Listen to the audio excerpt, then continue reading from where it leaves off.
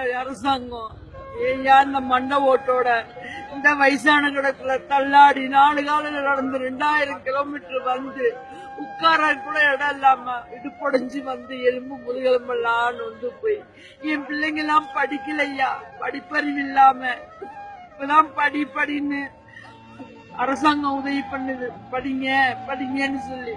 அப்பெல்லாம் எங்க பிள்ளைங்களுக்கு படின்னு சொல்ல வரலையா. முடிஞ்ச அளவுக்கு நாங்க காப்பாத்தலையா.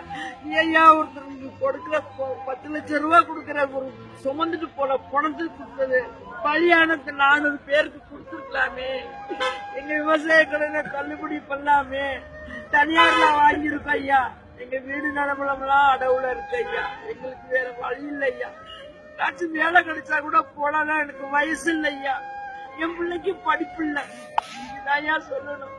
ஸ்டூடெண்ட்டுங்க 4 நாளா எங்களை பணியிலையும் அவங்களும் பணியிலையும் பார்க்காம பொதுவெளியும் பார்க்காம ஸ்டூடெண்ட்ஸ் நிபகிச்சுக்காரவங்க எல்லாம் வந்து எங்களுக்கு ஹெல்ப் பண்ணி எங்களுக்கு ஆதரவு தெரிவிச்சாங்க. ஆனா அவங்க இல்லைன்னா எல்லாரும் பெட்டில ஹாஸ்பிட்டல்ல கண்டிருப்போம். எங்களை பார்க்க ஆள் இல்லை. இந்த பூரா எங்களுக்காண்டி உலகம் பூரா தெரியறதுக்கு நீங்க தான் ஆதரவு கொடுக்கணும். எங்களை தெரியப்படுத்துங்க. நாங்க விளம்பரத்துக்காண்டி வரல. நாங்க வீட்டுல படுற கஷ்டம் இப்ப ரோட்ல படுறோம். ரோட்ல பட்டாலும் வீட்டுல செத்தாலும் எங்களுக்கு யாருன்னு தெரியாம போயிரியா. கடனுக்காக கேட்டா புருஷன் முண்டட்டி சண்டை, மாமியா மாமல சண்டைன்னு சொல்லுவாங்க ஐயா. ஆனா இங்க உயிர் கூட போக்கலான்னு நாங்க நினைச்சோம். இந்த உயிர் போக்குனா கூட இங்க அனுமதி தரல போலீஸ்காரவங்க. ஆனா போலீஸ்காரவங்க நான் அங்க காட்டுறேன், அவங்கள காட்டுறேன், இவங்கள காட்டுறேன்னு சொன்னாங்க.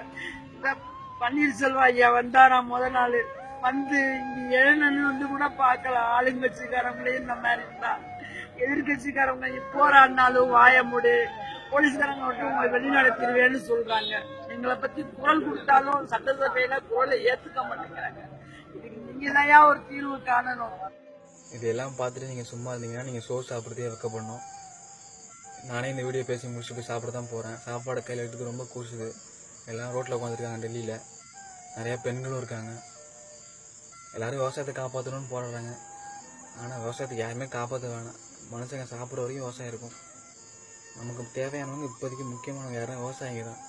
அவங்க இதை விட்டு போயிட்டாங்கன்னா பெரிய பெரிய கார்பரேட் கம்பெனிக்கு விவசாயம் போயிடும். ஸோ அப்போ தான் நமக்கு விவசாயிகளோட அருமை புரியும். ஸோ முடிஞ்ச அளவுக்கு உங்களுக்கு இது எல்லாமே தெரியும்.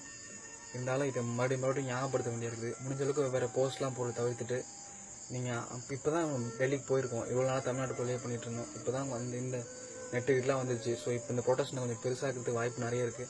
ஸோ முடிஞ்ச அளவுக்கு வேறு போஸ்ட்லாம் போட்டு விட்டுட்டு இந்த போராட்டத்தை கொஞ்சம் பெருசாக ட்ரை பண்ணுங்கள்.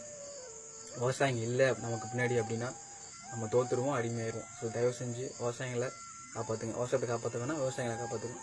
அவங்களோட கோரிக்கைகளாம் நிறைவேற்றத்துக்கு நிறைய பேர் வச்சுருக்காங்க பதிலாம். ஸோ அதெல்லாம் வெளில வரணும் அப்படின்னா நீங்கள் இந்த கொஞ்சம் பெருசாக்கணும். ஸோ அதுக்காக அந்த போஸ்ட்டு நீங்கள் பண்ணுங்கன்னு நம்புகிறோம். நன்றி.